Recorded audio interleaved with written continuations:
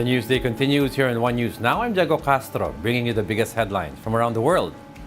For a second time this year, U.S. President Joe Biden calls Chinese President Xi Jinping a dictator. The two leaders met during the sidelines of the APEC Leaders Summit and had agreed to resume high-level military communications. Biden and Xi agreed that China would stem the export of items related to the production of the opioid fentanyl, a leading cause of drug overdose. But when asked by reporters at the end of the news conference, Biden said he had not changed his view of Xi's way of leadership. And Mr. President, after today, would you still refer to President Xi as a dictator? This is a term that you used earlier this year. Well, look, he is. I mean, he's a dictator in the sense that he is a guy who runs a country that is a communist country that's based on a form of government totally different than ours. Anyway, we may say. In response, China's Foreign Ministry spokesperson Mao Ning said it strongly opposes the remarks but did not specifically mention Biden. This kind of statement is extremely incorrect and irresponsible political manipulation, which China resolutely opposes. It needs to be pointed out that there are always some ill-intentioned individuals attempting to sow discord and damage Sino-US relations, but their attempts will not succeed. Taiwan, meanwhile, welcomes Biden's expression of Washington's determination to maintain peace and stability across the Taiwan Strait. Taiwan Foreign Ministry spokesperson Jeff Liu expressed its gratitude to Biden for telling China not to interfere in its electoral processes. During their talks, though, Xi called on the U.S. to stop arming Taiwan and support the island's peaceful reunification with the mainland. But Liu said Taipei will continue to seek international support so that China recognizes that the cost of launching a war is extremely high. Following his talk with Biden, Chinese President Xi signaled sending new pandas to the U.S., calling them envoys of friendship. More details in this video, courtesy of the Associated Press.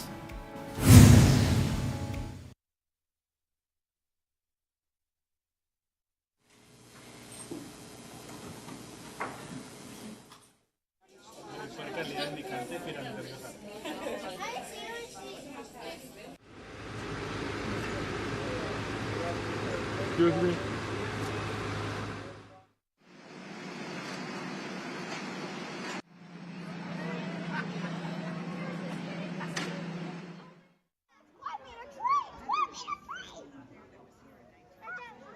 华盛顿国家动物园的3只大熊猫回到中国。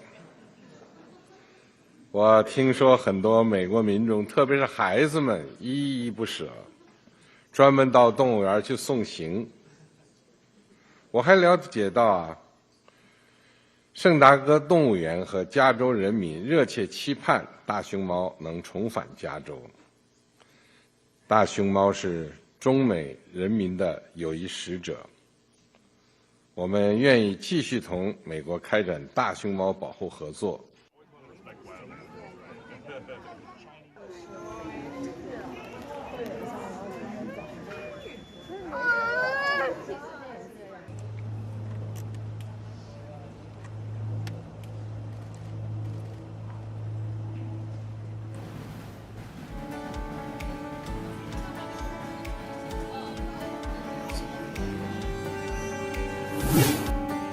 We'll be back with more stories after the break. Keep it here on One News.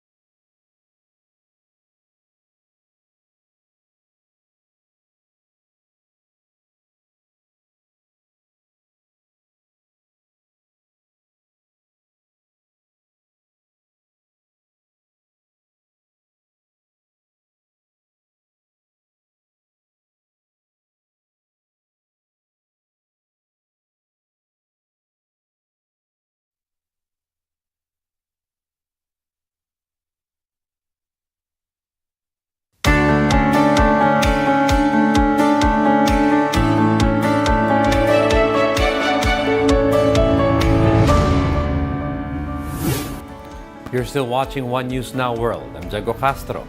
U.S. President Joe Biden says he made it clear to Israeli Prime Minister Benjamin Netanyahu that occupying Gaza would be, quote, a big mistake.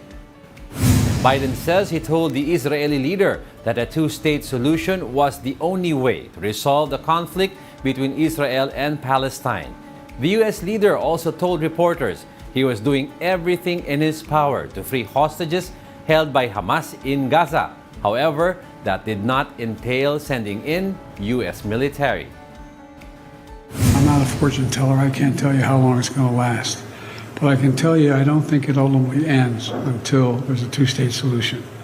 I made it clear to the Israelis I think it's a big mistake for them to think they're going to occupy Gaza and maintain Gaza. I don't think that works. Israeli forces say they found a Hamas tunnel shaft and a vehicle with weapons inside Gaza's biggest hospital. Among military equipment, including rifles and rocket-propelled grenades, were also found in Al-Shifa Hospital. The Israeli military also says it recovered the body of an Israeli woman, one of the 240 hostages taken by Hamas gunmen. Israel forces initially alleged that Hamas had been using the tunnels under the hospital as its command quarters. Meanwhile, Palestinian medics are increasingly afraid for the lives of hundreds of patients and medical staff at Gaza's biggest hospital. Gaza's health ministry said Israeli soldiers had removed bodies from the hospital grounds and destroyed parked cars. However, staff and patients were not allowed to leave.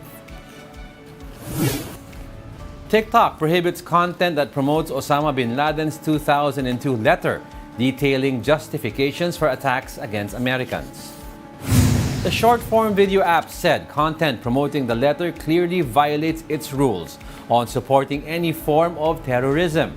Discussions of the letter have spread on the platform in the context of debate over the Israel-Hamas war, with some users in the West praising its content.